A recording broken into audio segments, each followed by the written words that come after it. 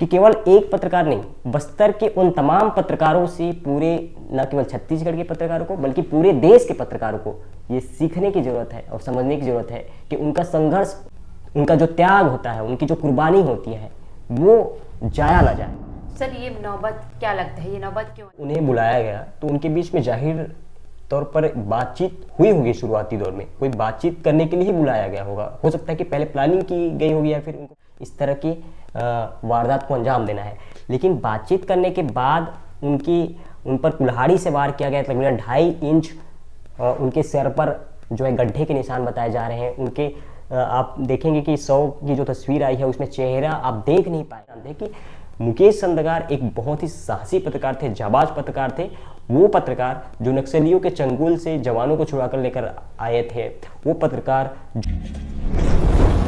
आप देख रहे थे फायर न्यूज, मैं हूं अंजलि। बीजापुर बस्तर में एक भाई पत्रकार मुकेश चंद्राकर के साथ जो घटना हुआ है, निर्मम हत्या हुआ है, उसका चर्चा पूरे प्रदेश भर में नहीं बल्कि पूरे देश भर में इनका चर्चाएं हो रही है, घटनाएं हुई हैं। क्या लगता है, क्या कुछ कहना चाहेंगे इस पर और किस प्रकार से आप इसको देखते हैं? देखिए, देश में जिस तरह से एक बस्तर के पत्रकार साथी जो साहसी, न केवल साहसी थे बल्कि जाबाज थे, संघर्षशील थे, उनकी पत्रकारिता को देख करके हम खुद सीखते थे कि बस्तर के पत्रकारों का जो संघर्ष है, जो लड़ते थे लोगों के लिए, आदिवासियों के लिए हो, चाहे गरीबों के लिए हो, चाहे मजदूरों की बात हो, चाहे नक्सलवाद को लेकर के वो तमाम जो स्टोरीज चलाते थे, चाहे न्यूज़ चैनल के माध्यम से हो, चाहे अपने यूट्यूब चैनल के माध्यम से, उन तमाम खबरों को हम भी देखते थे और पूरा देश देखता था। ऐसे एक पत्रकार साथी को हमने खोया है, और वह भी सिर्फ इसलिए कि इस सिस्टम की मार ने उसे इस हालात पर पहुंचा दिया कि उनकी निर्मम हत्या कर दी गई। और इस बात को लेकर के पूरे देश में चर्चा चल रही है। तमाम जो पत्रकार है, प्रदेश के हो चाहे वह देश के, सभी इस बात की निंदा कर रहे हैं और सभी दुख जता रहे हैं कि ऐसे पत्रकार, ऐसे एक युवा साथी जो अभाव में ग्रस्त लोगों की बातें करता था, उनकी आवाज़ बनता था, उस बीहड़ जंगल से रिपोर्ट लेकर आता था जहां पर आम लोगों की पहुंचना तो दूर, आप अधिकारी कर्मचारियों को पहुंचना तो दूर, आम लोग भी वहां पर नहीं पहुंच पाते। ऐसी जगह पर वो पहुंच करके रिपोर्ट लाता था। एक चीज़ और कहना चाहूँगा कि केवल एक पत्रकार नहीं, बस्तर के उन तमाम पत्रकारों से, पूरे न केवल छत्तीसगढ़ के पत्रकारों को बल्कि पूरे देश के पत्रकारों को ये सीखने की ज़रूरत है और समझने की ज़रूरत है कि उनका संघर्ष, उनका जो त्याग होता है, उनकी जो कुर्बानी होती है, वो जाया ना जाए।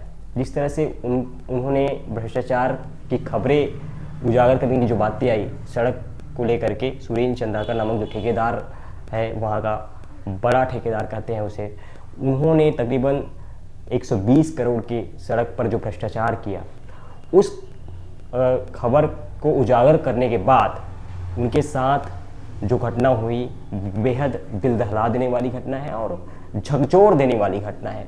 और हम खुद, मुझे लगता है कि पूरे पत्रकार जगत में ये एक शोक की लहर है, स्तब्धता है। लोग कह नहीं पा रहे हैं, भले ही सोशल मीडिया के माध्यम से, व्हाट्सएप के माध्यम से कहीं न कहीं अपनी बातों को साझा कर रहे हैं, लेकिन ये बेहद दर्दनाक है, दुखद है और झकझोर देने वाली बात है।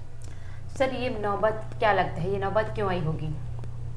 देखिए, जिस तरह से हमें जानकारी मिल पा रही है, हम जिस तरह से तमाम जो न्यूज़ चैनल देख रहे हैं, सोशल मीडिया प्लेटफॉर्म पे, चाहे यूट्यूब के माध्यम से कोई जानकारी साझा कर रहा हो, चाहे व्हाट्सएप के माध्यम से, उसके मुताबिक जो हम जानकारी हमने इकट्ठा की है, तो उसमें तो सब पहली बात यही सामने खुलकर आई है कि जिस तरह से मुकेश चंद्राकर, जो कि मौजूदा वक्त में एनडीटीवी के लिए पत्रकारिता कर रहे थे, उन्होंने एक खबर, खोजी पत्रकार कह सकते हैं, या एक खोजी खबर उन्होंने निकाली, जिसमें तकरीबन 56 करोड़ की सड़क कैसे 120 करोड़ की सड़क बन गई और उसके बाद उसका 90% उसमें भुगतान कर दिया गया ठेकेदार को, और लेकिन वो सड़क उतनी बनी ही नहीं। तो इस पर उन्होंने एक खुलासा किया था। खुलासा करने के बाद छत्तीसगढ़ सरकार ने स्वयं पीडब्ल्यूडी मंत्री अरुण साव ने इस पर जांच के आदेश दिए थे, जिसके बाद पत्रकार को तकरीबन बताया जाता है कि 1 तारीख को शाम को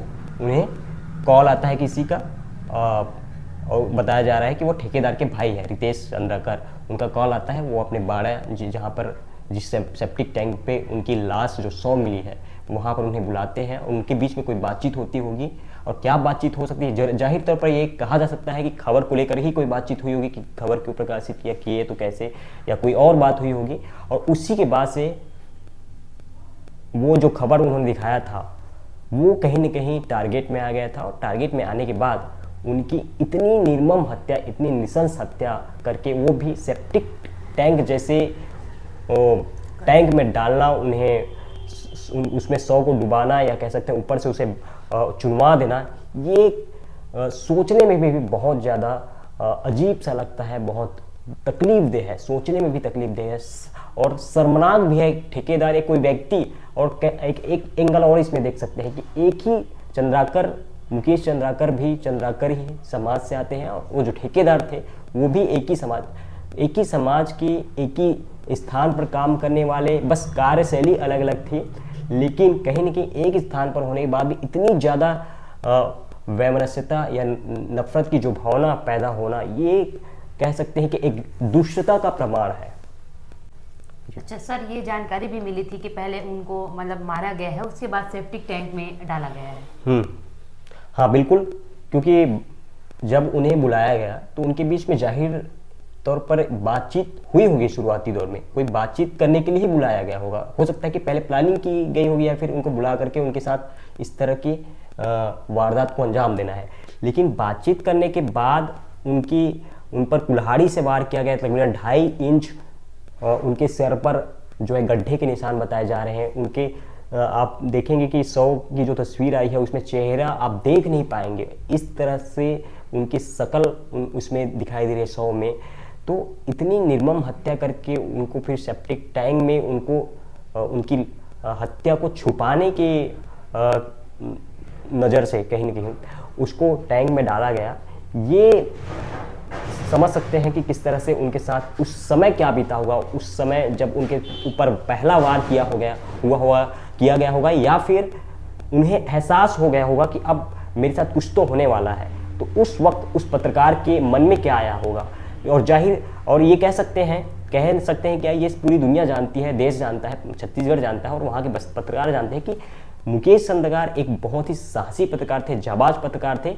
वो पत्रकार जो नक्सलियों के चंगुल से जवानों को छुड़ा कर लेकर आए थे, वो पत्रकार जो आदिवासियों के मुद्दों को प्रखरता के साथ उठाते थे, वो पत्रकार जो अभावग्रस्त थे या जो मजदूर थे, उन तमाम लोगों के लिए मदद का हाथ बढ़ाने में कभी पीछे नहीं हटे, ऐसे पत्रकार थे। तो उनके मन में जरूर उस वक्त ये भावना तो आई होगी, लेकिन अपने साहसिकपन की वजह से वो उस टाइम भी जरूर डटा रहा होगा, मुझे ऐसा लगता है। प्रशासन की लापरवाही देखने को मिल रही है। 1 जनवरी से गायब थे मुकेश चंद्राकर जी, लेकिन उसका शव 2 दिन बाद मिला, यानी कि 3 तारीख को रात को मिला है उनका शव। तो इस पर क्या कुछ कहना चाहेंगे? क्या प्रशासन की सुस्ती रवैया लगता है कि प्रशासनिक इसमें कमजोरी तो रही है, और ये समझ में भी आ रहा है। अगर कहीं वहीं पर किसी बड़े नेता, किसी मंत्री के साथ ये घटना घटती कि कोई मंत्री अपहरण हो जाता, कोई कलेक्टर अपहरण हो जाता, या कोई विधायक का परिवार का ही कोई व्यक्ति अपहरण हो जाता, तो उनके लिए यही प्रशासनिक सिस्टम जो है तत्परता से कार्य करती, और 24 घंटे के भीतर मुझे लगता है कोई न कोई सुराग वो ढूंढ ला पाता, कोई न कोई चीज़ें उन्हें सामने आ जाती। लेकिन 1 तारीख के बाद दूसरे दिन 1 तारीख को शाम को गायब हुए मुकेश चंद्राकर। दूसरे दिन के भाई ने रिपोर्ट दर्ज कराई। उसके बाद भी हालांकि बताया जाता है कि प्रशासनिक टीम लगी हुई थी, लेकिन जब 5 दिन पहले ऐसी खबर चलाई गई है किसी ठेकेदार के विरुद्ध, इतना बड़ा मामला है, तो सबसे पहले संदेह के दायरे में, क्योंकि पत्रकारिता ऐसी चीज़ है कि हमें पता नहीं चलता हम खबर चला रहे हैं, किसको कौन सी खबर उनको बुरी लग गई, कौन हमारे खिलाफ सोच रहा है, कौन हमसे ईर्ष्या करता है, कौन हमसे दुश्मनी रखता है, ये हम नहीं जानते।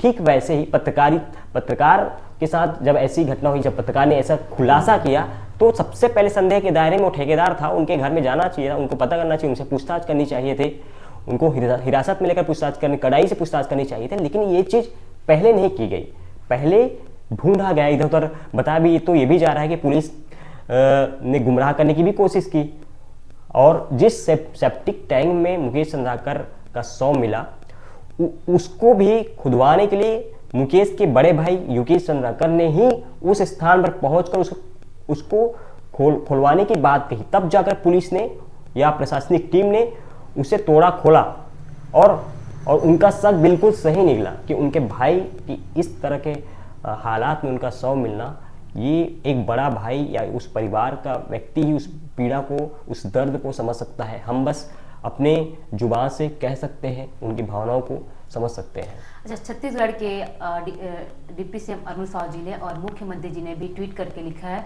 जो इनके दोषी हैं उनको बख्शा नहीं जाएगा। क्या लगता है मुकेश चंद्राकर जी को न्याय मिलेगा? देखिए, इसमें केवल मुख्यमंत्री ही नहीं बल्कि छत्तीसगढ़ के सभी तमाम जो मंत्री हैं, विधायक हैं, वो जरूर अपने सोशल मीडिया अकाउंट पे इस बात का दुख जता रहे हैं कि ऐसे साहसी पत्रकार को खोया है, ऐसे साहसी पत्रकार के साथ इतनी बड़ी घटना हुई है, उसको लेकर के। इसके अलावा देश के बड़े बड़े पत्रकार और कई बड़े नेताओं के भी ट्वीट आ चुके हैं कि इस पर कार्रवाई होनी चाहिए। इसको लेकर के उन सभी ने भी दुख जताया है। और ये बात केवल यहीं तक नहीं थमनी चाहिए कि आप सोशल मीडिया अकाउंट में, चाहे ट्विटर हो, चाहे सोशल व्हाट्सएप हो, फेसबुक हो, उसमें दुख जताएं। बल्कि इस घटना में जितने लोग शामिल थे, केवल सुरेंद्र चंद्राकर का नाम जो कहा जा रहा है, ठेकेदार, बड़ा ठेकेदार हमने मरवाया, वो एक बड़ी कड़ी हो सकती है। लेकिन जिस टाइम उस पर हमला किया हुआ होगा तो केवल सुरेंद्र चंद्राकर या रितेश चंद्राकर ने बस तो नहीं किया होगा, हो सकता है उनके साथ 5-10 और लोग होंगे।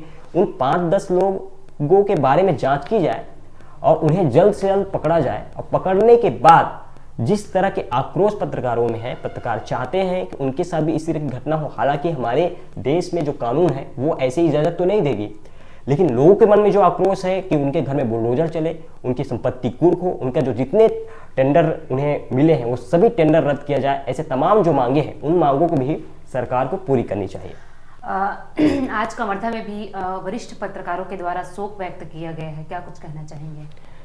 बिल्कुल, बहुत सही किया गया है। देखिए कि शोक तो सभी पूरे प्रदेश के जितने पत्रकार हैं और देश के अलग अलग राज्यों में भी जो मुकेश चंद्राकर जी को जानते थे, उनके वीडियोस, उनकी स्टोरीज देखते थे और अप्रत्यक्ष रूप से भी जिन्होंने उनके बारे में सुना, उन तमाम लोगों ने इस बात का शोक जताया और जिक्र कर रहे हैं कि ये जो घटना हुई है दिल दहला देने वाली है, झकझोर देने वाली घटना है और इस बात से सभी दुखी हैं। तो कवर्धा के जो सभी वरिष्ठ पत्रकारों ने जो किया, ये भी बहुत सही कदम है। केवल शोक तो सभी शोकाकुल है सभी पत्रकार पूरे प्रदेश में और देश भर में, लेकिन इसके लिए पत्रकारों ने जो कदम उठाना और चाहिए कि राज्यपाल को, राष्ट्रपति के नाम भी ज्ञापन सौंप करके जो कार्रवाई होनी चाहिए, जो मांगे हैं पत्रकारों को, इस पर सहमति दर्ज करनी चाहिए। तमाम जानकारी के लिए धन्यवाद सर आपका। तो जैसा कि देखा, हमने सर से बात किया तो तमाम चीज़ें जो है सामने आई हैं। आपको बता दें कि सुरेश चंद्राकर के भाई को गिरफ्तार कर लिया गया है। फिलहाल के लिए बस इतना ही। देखते रहिए द फायर न्यूज़।